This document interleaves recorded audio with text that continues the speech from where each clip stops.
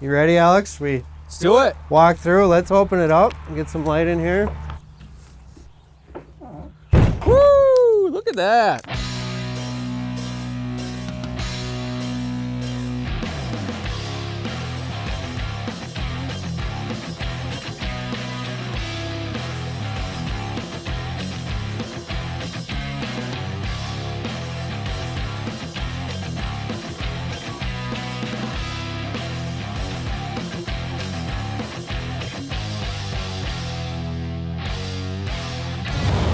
And here it is. This is the shack I am going to be using this year. This is a Core Ice shack, Core Ice trailer. I call it a shack. Some of you guys call it a wheelhouse, an ice house trailer, but it's got the full door on the back for me to use my tracked ATV with. And this is a really special one. One of the reasons I'm so excited about this is a hybrid trailer. So that means, yes, it is a wheelhouse. It has wheels, but you can put those wheels up and it turns into a skid house.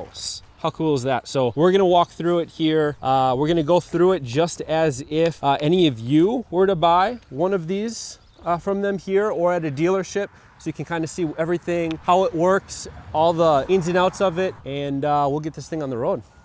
Let's go. Let's open it up and get some light in here. Let's see what this thing's all about. So your ramp door keys match your entry door key. Okay.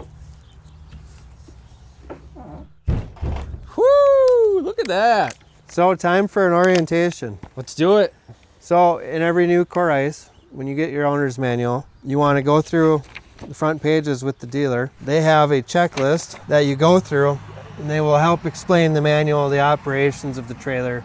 Okay. Everything you need to be confident going out your first trip on the ice. Sounds good. It's a lot simpler than it looks, but we want you to be fully prepared to, really handle any situation and know how the trailer works and have the right expectations. So one of the things that we try to make very easy on the Core is to raise and lower the trailer. It's a simple operation. We actually take these post mount jacks off of this rack and we keep them in here to keep them out of the salt and everything. Makes sense. You can leave them on, but they're gonna, take some abuse that way. But these, you'll actually attach to the outside of your trailer, right here. Mounting point right there. Okay, Yep. cool. So we'll put those two jacks on the rear, and you ask, well, why don't we have power jacks in the rear? Yeah. The reason is to fit your tracked ATV, just like you asked. We're prioritizing that interior space. This is a 6.5 by 15. Correct. Right? And so if we had the jacks on the inside, we would lose out on some width there. And this is a 6.5 by 15 ice trailer. So this one, the reason why it's this size is you want it to be a little bit lighter and smaller for that hybrid skid shack functionality. And you can see this one's actually got a spear hole in it too, which is pretty awesome. So that makes sense. Yep. Cool. And so I know we had talked about, and I think you're going to show me here how to use this. It's a jack.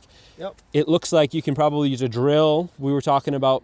Yep. Is there also if your drill battery is dead? Absolutely. Is there a handle for it too? Yep. So you're gonna get a bag. Okay. With every new Core. This is kind of like your take home a baby kit. Sweet. So you have There she is. an outlet adapter. Okay. And you will have a cordless drill adapter and a hand crank adapter. I know that a lot of you guys that watch the channel either have the crank up houses that have the crank attached to it with the big arm on it, or you have the hydraulics.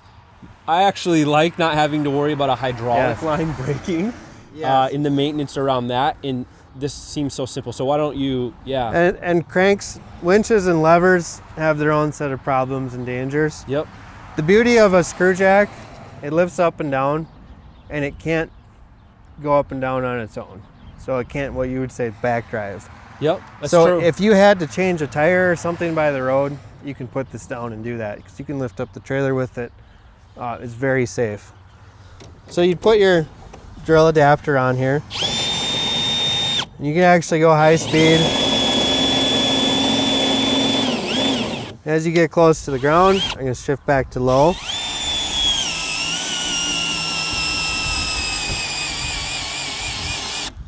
We'll go until, so the tire's off the ground. Yep. So now with the tire off the ground, you might have to lift the front jack a little more. There we go. Yep. So now there's no weight on this pin. Yep. So you unsnap that latch, pull the pin out. So now if you're gonna just park all day like you would a wheelhouse, you can go right back down right now. But if you want to use the hybrid skid feature, you're gonna take your fender off. And the beauty of the hybrid skid feature, not only will it get you out on really early ice with a tracked ATV, it lets you move. You're more portable than a flip over shack. You're more portable than a portable. Yep. Because you can leave everything set up in your trailer. Yep. And you missed your reef or your shelf by 50 feet. You just fire up your ATV and move a little bit. Right. So the other aspect of it, like I said, with the jacks, you can change the tire. Yep. You can level it on uneven ice. But as a skid, you can drag it, and your ground pressure is spread out among 3 skis. So when you think of ground pressure as the first thing to think about on ice, that's why tracks are better than tires on thin ice. Yep. This is much less ground pressure on the ice than your boot would be. So we're actually less than a PSI. So we're about 0.7 PSI. You may ask or wonder, as you use this trailer, what snow conditions would you use the skids? And I'd say what you have is a choice. You have a toolbox here between wheels and skids. If you have some like really deep but hard packed, like wind-blown snow out, in the Dakotas, for example, right, the skids are going to be great. If you have really soft, fluffy, deep snow, you may be better off on tires. And it depends on your traction as well. So what you're getting with the skid package here is you're getting choices. But the key thing is, from a portability standpoint, you can move around the lake all day and not waste any time lifting and lowering. That is nice. Okay, so you had said if you're gonna go into skid mode, yep, you have to remove the fender. Are you talking this whole thing comes off? Yep. So we already took the pin out that holds the wheel down. Yep. And there's actually another latch here. You may want to see it from this side. Sure. Okay. So I'm gonna remove this pin. Okay. Simply slide the fender off. Okay. That's nice. Now when we put the trailer down, you'll have another use for the pin, and I'll show you that in a minute. So I'm gonna reverse my drill.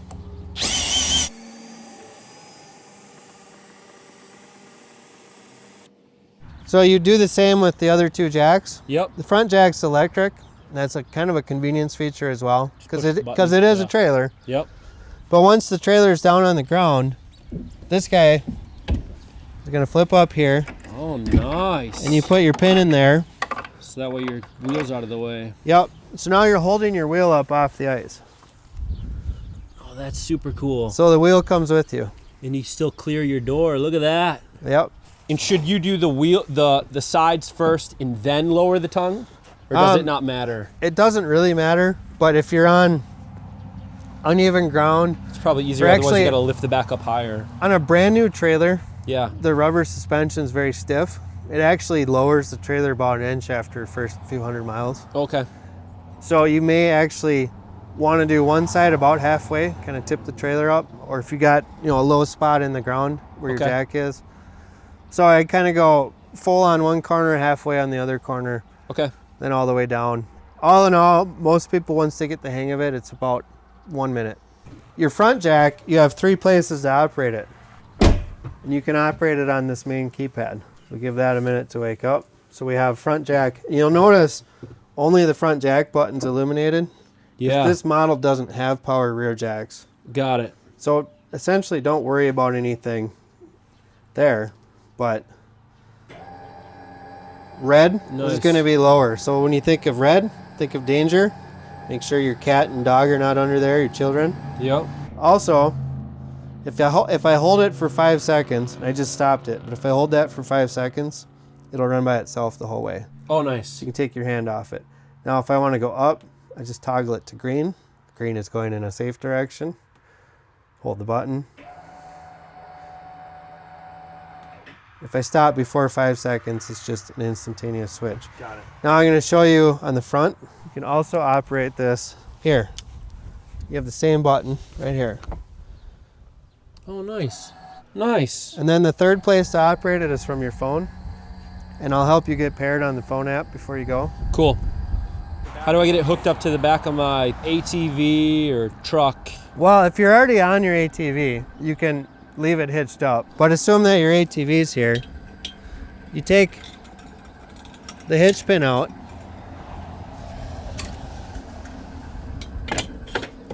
Okay? Okay. Now you're a pivoting hitch like you would need for a skid house. Yep. And actually, if you want to store the trailer in this position, you can put your pins back. So let's say you're going to leave the trailer on the ice for a couple days and it might snow. Keep your hitch up out of the snow. Just stow it like that. But without these pins here, with this pin here, now you have a pivoting hitch. Yep. So whatever the ground's doing, it's just going to follow just like a skid house. And does it have, so it has skids on the outside, and is that front part has the middle? That's a third skid. A third skid. How far back does it go in the? All the way to the axle. All the way to the axle. Oh, nice. Yep. You ready to pick it up again? So I'm going to go to the green, jack button green. There's an important notice here, by the way. Don't feel bad when you do it. Most people have done it. They drive away with the jack down, and the jack is actually mounted to a sacrificial aluminum bracket. Okay. So when you leave the jack down, not if, and you bend that over, it'll save your jack, it'll save your trailer, and you can call us and get a relatively inexpensive part. Oh, that's smart. And then you'll never do it again. Yep.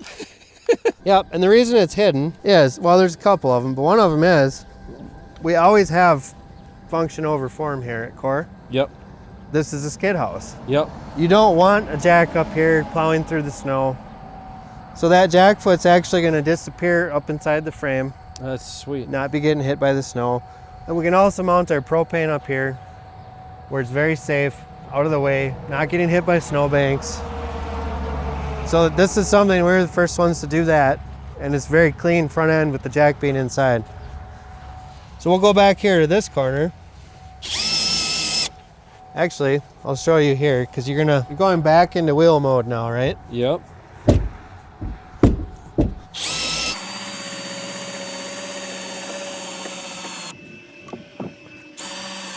Okay, so as soon as that hits there, put your pin in. Nice. You're done. Lower this jack and your wheelhouse again. I'm going to make a recommendation that you find the top and bottom of that jack slowly and put a band of red or orange tape an inch away from that. Because when the jack hits the end at high speed, the drill's going to try to snap your wrist. Yep. So it also protects the jack that way. Okay, so now you're up. Yep. You're going to put your fender back on by sliding it through the keyholes. There's a pin there. And you're a trailer again. So that is the Core patented hybrid wheel skid system. That is awesome. Only other thing left to do would be to lower the tongue and then raise that. Correct. Once you get it on the hitch, then you can put so that jack down. If you had your truck here, assume your truck was already here. Right. This would be sitting at your truck's height. Yep. So you pull that back pin.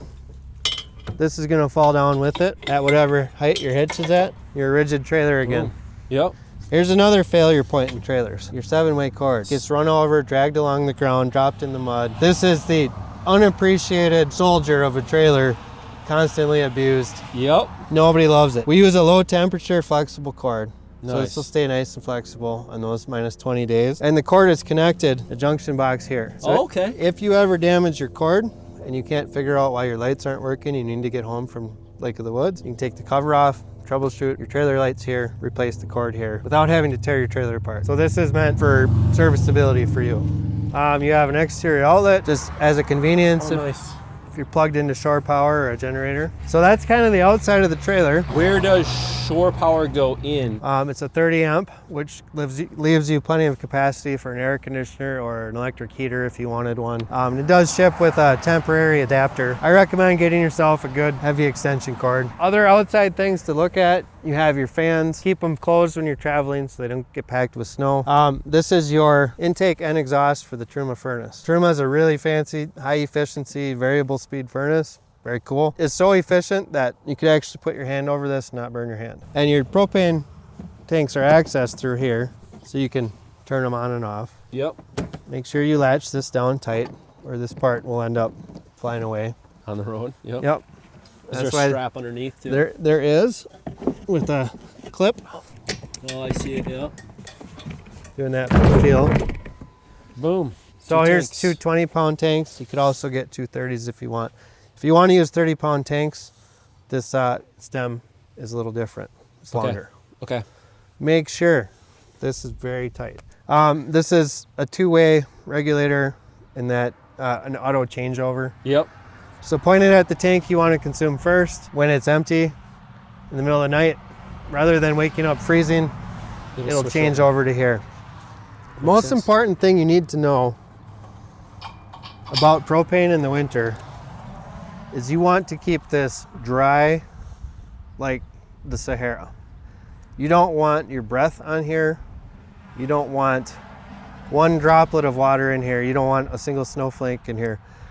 There's 3 points between here and your furnace that can freeze shut from water. You have an overflow prevention device in the tank itself. You can kind of hear that moving around sometimes. Yep. If that gets stuck in a closed position, you're just gonna have to switch over to the other tank. You have a excess flow check valve, which is a little plastic ball in an orifice. If that gets wet, it's going to freeze shut. So when your tanks are empty, resist the temptation to dangle the hose out here all summer. Leave the tank hooked up because that stays clean. Makes sense. So don't let these get exposed to the environment. When we ship the trailer, this whole thing's covered in plastic. So I think we're done with the outside. I think we are. All right. So we went through raising, lowering, trailer and tow, Yep. propane operation, expectations, clean, dry, clean, dry. Yep. Introduction to the owner's bag. So let's look at that. So you're gonna find in the cabinet this really nice luggage here. You're gonna have your hand crank for the jack. You're gonna have an adapter for your cordless drill. You're gonna have spare fuses. You're gonna have 30 amp to 50 amp temporary adapter, so you can get going right away without having to wait for a cord. You're gonna have a crank to operate the electric jack if that should fail, and I'll show you how to do that. The electric jack really doesn't fail, but your batteries may go dead if you leave the lights on or anything like that. This is a brake release for the electric jack, and then you have owner's manuals for all of the individual components. Other thing of note, we only use the best possible tires on core. We're using the Goodyear Endurance trailer tire, one of the only made in the USA trailer tires, high-speed trailer tire. We've always used a high-speed trailer tire. So that is the contents of your owner's bag. We're gonna keep going through your owner's manual, but this will tell you a little bit about taking care of your battery. Cool. And every core comes with a voltmeter, so you can keep tabs on it. So you see here, we're in the orange. That's Yep. not danger at all. We wouldn't be in the green until your engine was running. Got it. But if you start getting down into the red consistently, you're running your battery lower than the battery would like. A lot of information here, but basically button by button, here's what every button does. But the big thing here, basic function, on off, as you'd expect. The lights are in zones. So if the zone isn't lit up, like there are features here that aren't in this trailer, so that one's gray. That makes sense. So don't worry about zone 2. You can control front 1, front 2. That's the left and right of your main cabin, your bath, accent light. You can control these individually or as a zone. Okay. So if I cycle through here, I'm actually dimming all 4 of these lights together just by tapping through here. If I want to turn them all off, I'm going to hold that down. Off. Back on. If I have the left light on, but I want the left light off, Yep. easy. I turn the left light off. Now when I hit the power button Yep. and come back on, Goes back to what it was. goes back to where you last set it. Nice. So that's how the zones work. So we have an interior zone and an exterior zone. Okay. If you have RGB lights, you get kind of your party modes controlled down here. So there you go. Look at that. Now you can do all kinds of fun color changing things with that. Sweet. What I would do, I'd turn off your interior lights. I would pick red or green and use it for night fishing. So it's a fun feature, but it does have an application. Absolutely. All right, so I just held that for 2 seconds, turned it off. If I want to control outside, toggle the button. Red and green zones are inside, outside. Oh, okay. Your exterior lights are the left and right, kind of the curtain of light that is pretty signature to a core. When we designed core, we always think, what's the most functionality I can get for every pound of trailer? This aluminum part, it's a hanging rail. It's a light rail, it's a conduit. Similarly, on the outside, you have an aluminum gutter that has a light strip under it and a reflector. Shines off the wall and illuminates the area around your trailer rather than shining right in your eyes. So if you're running the outside lights and you're fishing on batteries, or maybe you get off the lake and you're gonna wheel over to the restaurant, come back, you want to find it, you can save battery by dimming your exterior light. Oh, okay. You can still see the trailer, you still won't trip and fall outside, but really when you're inside the trailer, you don't need full brightness of your lights out there, and if you're fishing on battery, use the dimmers to save battery power. Before you go, this is important. Your dealer needs to help you with this. We're going to show you how to pair to the app. So we'll download this app on your phone, and then once you're there, what you see on your app, on your phone, is actually this keypad right here, and you can operate the trailer from your phone. Just the same as you would on the panel? Just the same as you would on the panel. I kind of flipped through some of the other stuff here. We showed you in the manual a page where the power center is. Yep. That's here. Cool. So here's your 120 volt AC breakers. Yep. Main breaker. If you're connected to shore power or generator, you can flip that off and it will kill power coming into the house. And then you have your DC circuit. This also acts as your battery charger. So it's a converter, not an inverter, in that it doesn't make AC power. It'll make DC power from AC. So your shore power or your generator will make 12 volt DC here and charge your battery. And if you don't have it plugged into a generator or shore power, you can't use your AC outlets. Correct. And you have 12 volt accessory outlets all over the trailer. Yep. So if you just need a small appliance through an inverter, there's one in the back by the bed. There's one here, there's one here. Fuses for your circuits here. You don't need every fuse in there. They're labeled. If you blow a fuse, it'll light up. It'll show you which fuse is blown. Oh, that's nice. Here's your front jack. If for some reason you can't use your app or the front keypad, you can operate the jack right here. But it's not going up because we're already up all the way. Don't forget to turn that light off. It's a battery killer. Here's your battery disconnect switch. Okay. Now you have two batteries, one up here, one down here. These are standard trolling motor flooded lead acid. Got it. Okay, cool. Which are the best value for batteries. But if you want longer runtime, I would recommend skipping the SLA and going to lithium. With a dual battery system, we have a selector switch. You can be all the way off. You see our lights just killed. Everything in this trailer just went off. So you don't have any radio presets, sucking battery, anything. That's your storage position. You can turn on one battery or the other, but if you're running two batteries, I would always run them at exactly the same charge level. Don't run one down and then switch to the other and run the next one, because what you're actually doing is creating unequal batteries. Yep. You want those two batteries just to behave as one large battery. The only reason I would switch to one or two is if you only have one battery in here. Turn off the connector that you're not using for safety. And lastly, here, there's a small panel there that says access panel. Yeah. With 4 Phillips screws. That is where the wiring comes in for your 7-way, for your brakes. That's where the fuses for your electric jack is. Oh, nice. So anything that has wiring behind it in this trailer is accessible with a screwdriver. Up here in this cabinet, you see actually a couple screw-on panels. That's where your brains are. It's where your wiring harness connects. Always accessible. There's a fan in the bathroom, just like this one. Push the button, pop out the cover, turn it on. Don't forget to turn it off. Yep. It's a battery killer. Don't forget to close it when you're going down the road. And don't forget to turn it off when it's closed. Now we're going to go through the operation of your furnace. Again, I told you you have a fancy furnace in here, right? The Truma. The Truma Vario Heat.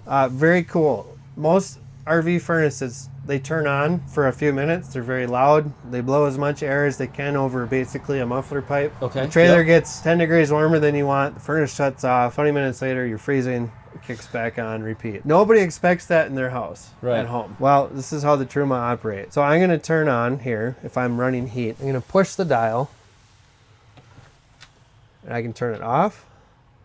I can pick that little van So the van will let me set temperature just by turning the dial. And when I say I want 73 degrees, it's going to hold within a couple degrees of that, always. Because it's a variable speed furnace. I can pick the fan mode.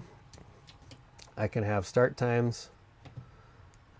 I can change settings if something needs to be calibrated. But really all you need to know is the fan and cycle through a couple modes there. And this guy. Nice. So if I set this right now, it's going to call for heat. You see the propane bottle, it's looking for propane.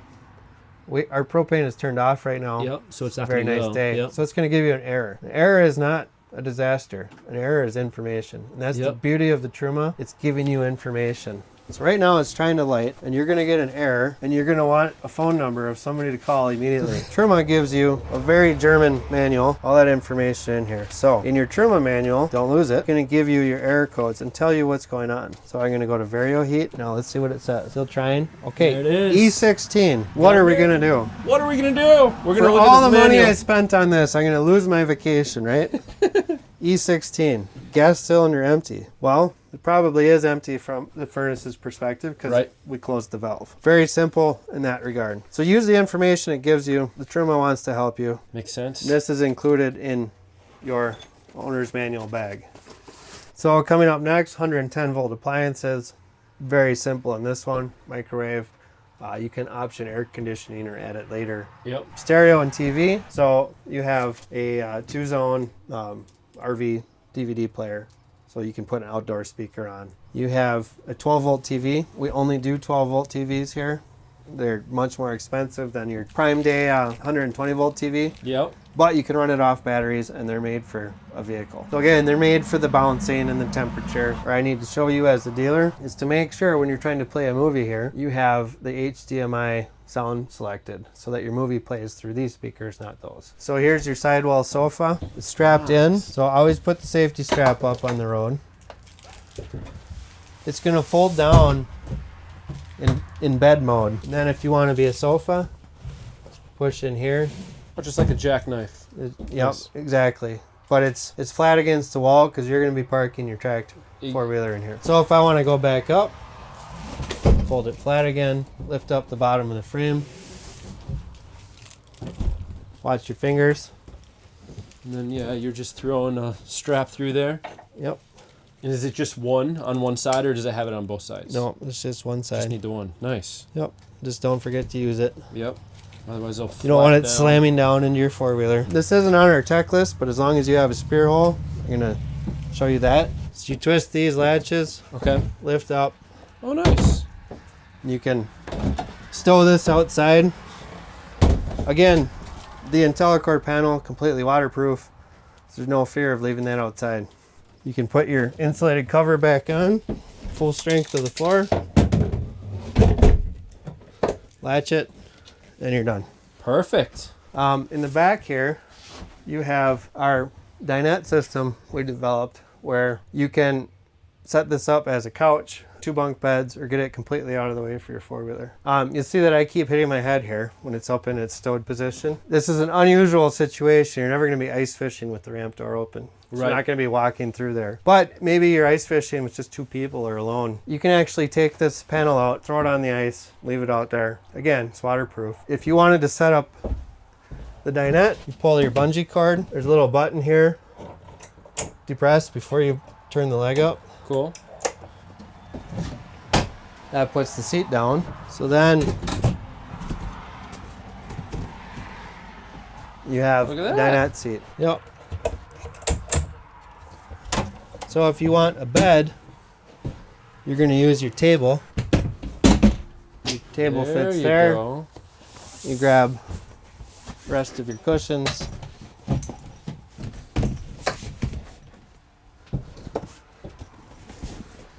You have a lower bunk. Nice. Lower bunk, upper bunk, and then you got this too. 3 beds. Right here, Nice. your upper bunk is in a stowed position. So you want to go down into a sleep mode. You pull these off. You can do this with the cushion in place, but your first time, pull that off. Okay. Lift up on this end. You turn these 2 levers. Oh, okay. Okay, you're gonna support that. You're gonna land here and put your cushion back up. So to stow that again, reverse your sequence here. So put the right side up. There you go. And Yep. then you go up. And then hit the flattest down. Yep. Nice. And then there's a couple spring pins here. Okay. You can actually remove this completely. Oh, cool. Push the button to fold the legs. And throw that out in the ice. 2 holes here. So really, 3-4 people could easily fish and watch the game at the same time. The fan. Okay. So we don't have AC. Nope. So you have just a basic roof vent here.